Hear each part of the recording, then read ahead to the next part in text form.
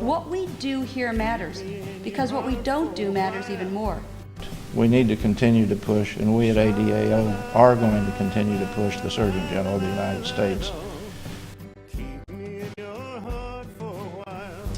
As you know, the United States continues to use asbestos, and that indeed is a barrier to others stopping its use. The most horrific part of this whole story is that it is preventable.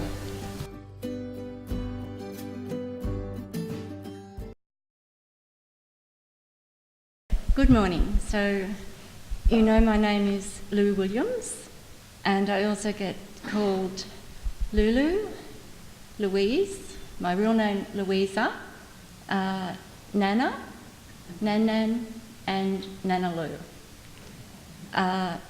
I'm from Melbourne, and I'm part of the Bernie Banton Foundation. Right. I'm here today because I have hope. Living with mesothelioma has been a big part of my life since 1985, when my father died at age 54 from pleural mesothelioma. He worked in the building industry. In 1985, treatment was not great, and he was in constant and severe pain until his death 6 months after diagnosis. He had been exposed to asbestos some 15 to 20 years earlier. In those days, it was very much hit and miss with treatment, and there was not much choice. You normally just went along with what your doctor said. My exposure to asbestos came in two ways. In the mid to late 60s, being the eldest child, I helped my mother with household jobs, including shaking out my dad's clothes for washing when he came home from work covered in dust. Also, my first full-time job in the 70s was working for 4 years in a building that was later proven to contain over 4 times the amount of legal asbestos at the time in the ceiling. This building was later demolished. After an initial diagnosis in 2001, I was eventually diagnosed with peritoneal mesothelioma in 2003. This was after I had inhaled maybe only as little as 1 asbestos fibre about 30 years ago.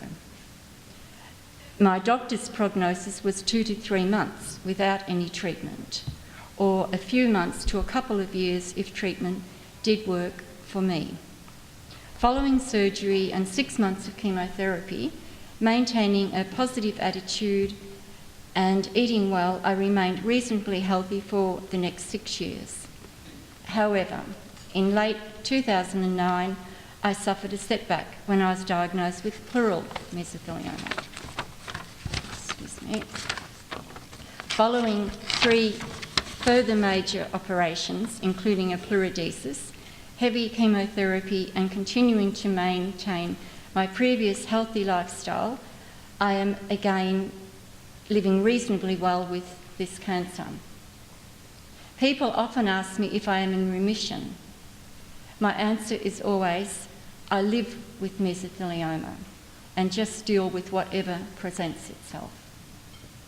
I believe it is not the amount of time we are supposed to have following diagnosis with this cancer, but it is how we live our life on a day-to-day basis, because we cannot plan for our future. Quality of life is very important. Every person who has or had an asbestos-related illness deserves a medal. Through no fault of our own, we have been exposed to the evils of deadly asbestos. I believe the secret of coping is to find inner peace. I know that I have found inner peace and a positive strength within. Awareness, advocacy, and support are a big part of my living with this cancer. As I speak, I am surrounded by love, close friends, associates, and everyone at this conference.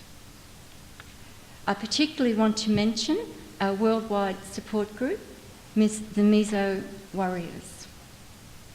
The Meso Warriors are a dedicated group of people living with mesothelioma. It's a very special, unique group. We work together as a united front on Facebook. Here we share our utmost inner thoughts, worries, treatments, and above all, support for each other. Mesothelioma warriors living with this cancer nightmare can go online day or night, 7 days a week, and know that there will always be someone there to listen, respond, offer advice, and help. And I'd just like to send a beautiful rainbow of love to all the mesotheliomas warriors around the world. Now, could I just ask Linda to please come up here?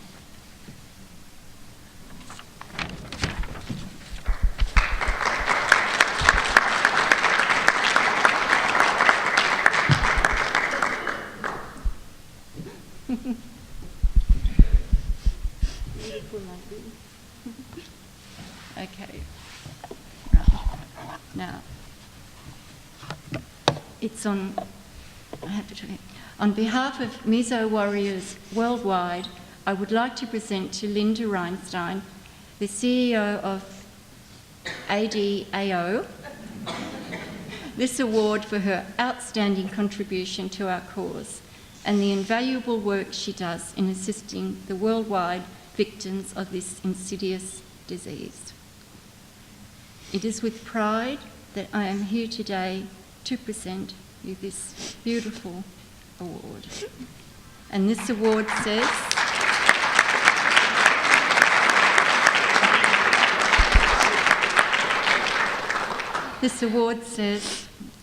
Meso Warriors Award 2013, presented to Linda Reinstein for outstanding contribution to the Meso community.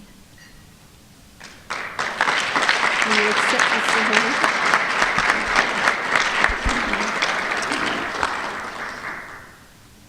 And I'll just finish off. There's lovely pictures too. Don't forget to show your family. Thank you. Thank you very much, Lou. Thank you. Thank you. And I'd just like to just quickly finish. In conclusion, I would like to say that if telling my story helps save just one life, then I have achieved so much in my life. We are all here today because of asbestos.